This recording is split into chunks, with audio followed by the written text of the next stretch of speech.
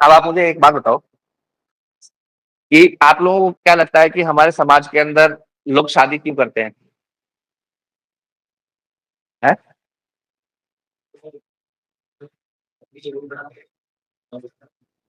अपनी प्रोजेनी बढ़ाने के लिए।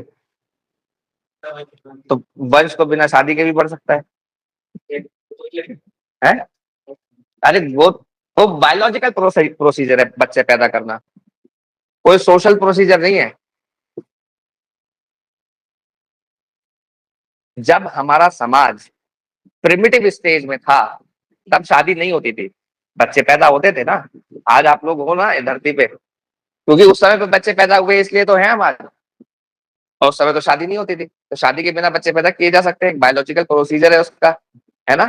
तो उस बायोलॉजिकल प्रोसीजर से क्या हो सकता है, बच्चे पैदा हो सकते हैं, उसमें कोई दिक्कत नहीं है। तो बच्चे पैदा करने के लिए तो शादी नहीं होती है, सीधी बात खत्म हो गई। क्यों होती है शादी?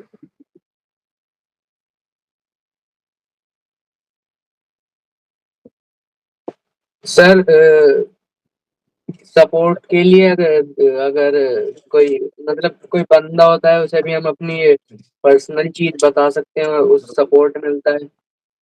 ये कह रहे हैं कि कोई पर्सनल चीज बता सकते हैं सपोर्ट, इमोशनल सपोर्ट के लिए। तो सही बात है, लेकिन अगर देखो इस तरीके से समझो इसको, जो रियलिटी है उस तरीके से प्रिमिटिव स्टेज में जाओ, वहां उस तरीके से सोचो कि अभी शादी का कोई कंसेप्ट नहीं है। और प्रिमिटिव जो सोसाइटीज थी, और जो अब जब हम हिंदू लॉ पढ़ेंगे तो उसके अंदर आएगा भी, जब हम फैमिली लॉ पढ़ना शुरू करेंगे स्टार्टिंग में यही आएगा। तो जब प्रिमिटिव स्टेज थी, जब सोसाइटी इवॉल्व नहीं हुई थी, तब पॉली एंड्री हुआ करती थी। एक महिला के बहुत सारे मेल हस्बैंड नहीं थे, शादी नहीं हो रही थी, मेल पार्टनर्स हुआ करते थे।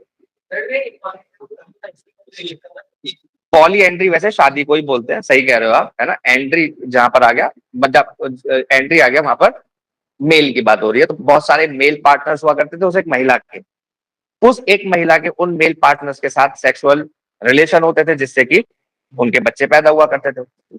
अब पैटर्निटी कैसे डिसाइड होती थी? मैटरनिटी तो डिसाइड, मैटरनिटी के लिए तो कभी कोई डिस्प्यूट हो ही नहीं सकता, वो उसके अंदर से पैदा हुआ है। लेकिन पैटर्निटी कैसे डिसाइड होती थी? ये कौन बात है, ये कैसे डिसाइड होगा?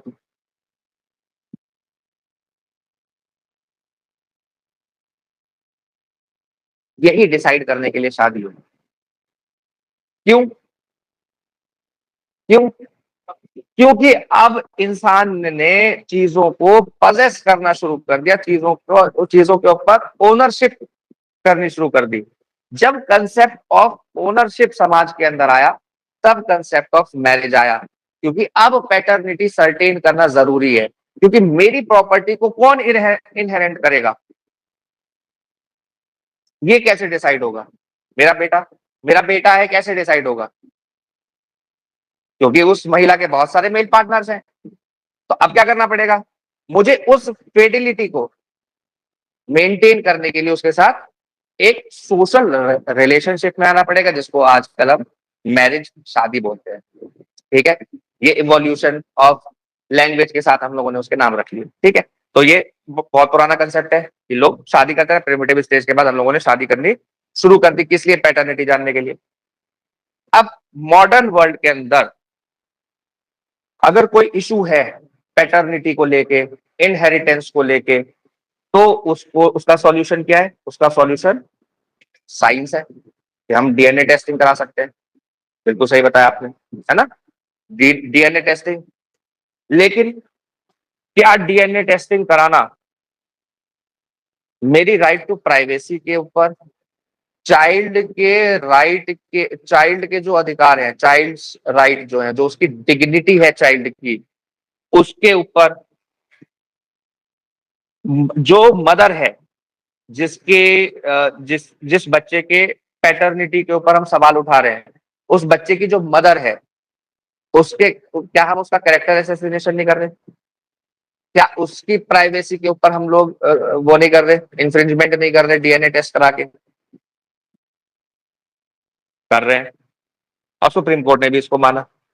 तो सुप्रीम कोर्ट ने कहा कि इसको कैसे यूज करा जाएगा, डीएनए टेस्टिंग को as a last resort use किया जाएगा हमेशा, जब ये साबित करने का कोई और प्रमाण नहीं मिला, कोई और एविडेंस नहीं मिल रहा है कि ये लड़का, ये बच्चा किसका है, जब उसकी पैटर्निटी सर्टेन नहीं हो पा रही है किसी भी एविडेंस से। दूसरा, तब किया जाएगा, केवल तब किया जाएगा जब इशू है पैटर्निटी को लेके। ऐसे नहीं कि शौक में जाके आप डीएनए टेस्ट करा लो, है ना। जब पैटर्निटी को लेके इशू है, इनहेरिटेंस को लेके इशू है, केवल तब ही इसकी परमिशन दी जाएगी डीएनए टेस्ट करने की। ठीक है, तो डीएनए टेस्टिंग कैसे है, अलाउड तो है लेकिन रेस्ट्रिक्टेड है। ठीक है, तो प्रिजम्पशन ऑफ लेजिटिमेसी, अगर कोई बच्चा है तो वो लेजिटिमेट है, शादी के कंसेप्ट को होता है ना, तो उसी को हमारे एविडेंस एक्ट के अंदर या फिर नया जो भारतीय साक्ष्य अधिनियम है, इन दोनों के अंदर भी उसको इंटीग्रेट किया गया।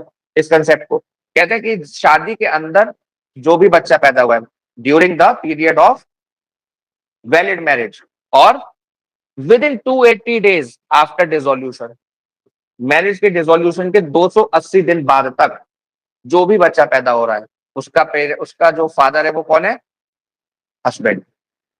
ये प्रिजम्पशन है, ये कोर्ट मान के चलती है कि ये इसी का बच्चा है। अब law protects the child from being declared illegitimate easily, the burden is usually on the person who denies paternity, जो पैटर्निटी डिनाई कर रहा है।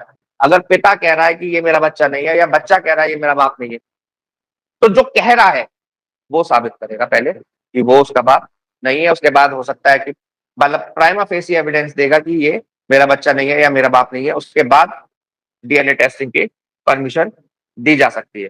तो प्रोटेक्ट करता है dignity of child, social status of child, reputation of mother, family stability, क्योंकि अगर adverse result आ जाए डीएनए टेस्ट के तो पूरी फैमिली टूट जाएगी, खत्म हो जाएगी। प्राइवेसी ऑफ इंडिविजुअल, हर एक इंडिविजुअल की प्राइवेसी भी है तो उसको भी प्रोटेक्ट करना है। Emotional and psychological security of children को भी ध्यान रखना है। तो अब देखो ये इंपॉर्टेंट केसेस है, इनके माध्यम से समझेंगे कि कैसे हमारा डीएनए का टेस्टिंग का सिस्टम काम करता है। ठीक है, एक ही है Gautam Kundu versus state of Bengal. ये कहता है the supreme court held that the blood और DNA test can not be ordered as matter of routine. Routine के तौर पे डीएनए टेस्ट, ब्लड टेस्ट नहीं कराया जा सकता। कब कराया जा सकता है, court must first see whether strong prima facie case exist. Prima facie मतलब ऊपर से देख के, without going into the merits, without going into the details of the case, ऊपर से देख के जब लगे कि हाँ कुछ तो मैटर है, तब क्या कर सकता है, डीएनए टेस्ट के लिए ऑर्डर कर सकता है कोर्ट। ठीक है, इसके अलावा श्री बनारसी दास के अंदर का the court emphasise that legitimacy of child should not be disturbed merely for forensic curiosity. Forensic curiosity के लिए, अपनी क्यूरियोसिटी मिटाने के लिए आप डीएनए टेस्ट नहीं करा सकते। ठीक है, कोई आपके पास एविडेंस नहीं है लेकिन क्यूरियस हो आप ये पता करने के लिए कि मैं मेरा बेटा या नहीं है, तो नहीं, ऐसे नहीं होता। ठीक है, एक है Dipanwita Roy versus Ronobroto Roy 2014, ये बंगाल के होंगे। The court accepted that DNA testing may be ordered where it is necessary to find truth. Refusal to undergo such test may allow the court to draw adverse inference। अगर कोई व्यक्ति refuse करता है कि मैं डीएनए टेस्ट नहीं कराऊंगा, तो कोर्ट एडवर्स इन्फरेंस उससे निकाल सकती है कि ये डीएनए टेस्टिंग से बच रहा है क्योंकि कुछ छुपाना चाहता है, इसलिए डीएनए टेस्टिंग होनी चाहिए। ठीक है, केएस पुट्टुस्वामी हम लोग 1000 बार पढ़ चुके हैं ये केस। क्या कहता है, आर्टिकल 21 को एक्सटेंड करता है राइट टू प्राइवेसी के लिए।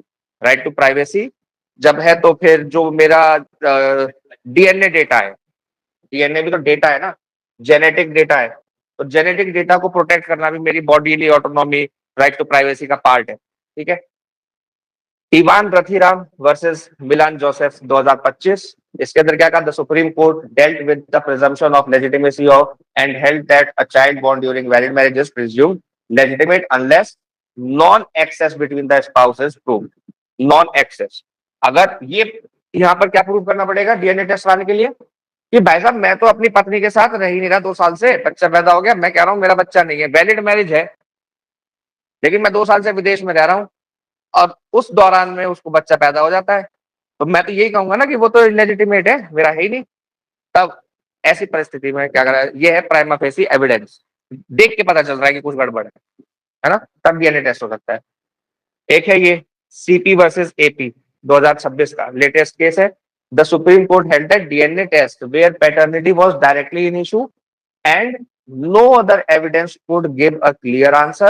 The court balanced privacy against the claimant's need for closure and justice. उसको क्लेमेंट को भी तो क्लोजर चाहिए, तो उसके क्लोजर के लिए, जस्टिस के लिए, जहां पर और कोई एविडेंस नहीं मिल रहा है, वहां पर अलाउ किया डीएनए टेस्टिंग के लिए। ठीक है, अब थ्री फोल्ड टेस्ट आ गया पुट्टू स्वामी की वजह से, है ना, जो प्रोपोर्शनैलिटी का टेस्ट है। प्रोपोर्शनैलिटी का टेस्ट क्या कहता है, लीगैलिटी है या नहीं, तो लीगैलिटी है, तो लेजिटिमेसी है या नहीं, कि भाई किस पर्पज के लिए करा रहे हो, मजे के लिए करा रहे हो, कोई पैटर्निटी सर्टेन करनी है, इनहेरिटेंस का सवाल है, तो गार्जियनशिप का, वो सारी चीजों के लिए करा सकते हैं। ठीक है, कब अलाउ करना चाहिए, कब अलाउ नहीं करना चाहिए, ये पूरी लिस्ट है ना। कब अलाउ करना चाहिए, paternity is directly in dispute, person seeks declaration of parentage, dispute involved inheritance, maintenance, existing evidence is insufficient, there is no other reliable method to resolve the issue, the test is necessary in the interest of justice। ये सारी चीजें हम लोगों ने अभी तक discuss करी है कि क्यों, कब कराया जा सकता है, कब नहीं कराया जा सकता। It is demanded, casually demand कर रहे हैं तो नहीं कराया जा सकता, हरासमेंट के लिए कर रहे हैं, बच्चे को बदनाम करने के लिए कर रहे हैं, और बच्चे को प्रॉपर्टी से निकालने के लिए कर रहे हैं, तो उन सब कामों के लिए अगर कर रहे हैं तो नहीं, बच्चे को प्रॉपर्टी से निकालने के लिए कर सकते हैं, इनहेरिटेंस के इशू पे कर सकते हैं, है ना। लेकिन उसके साथ में एडिशनल एविडेंसेस होने जरूरी, ठीक है।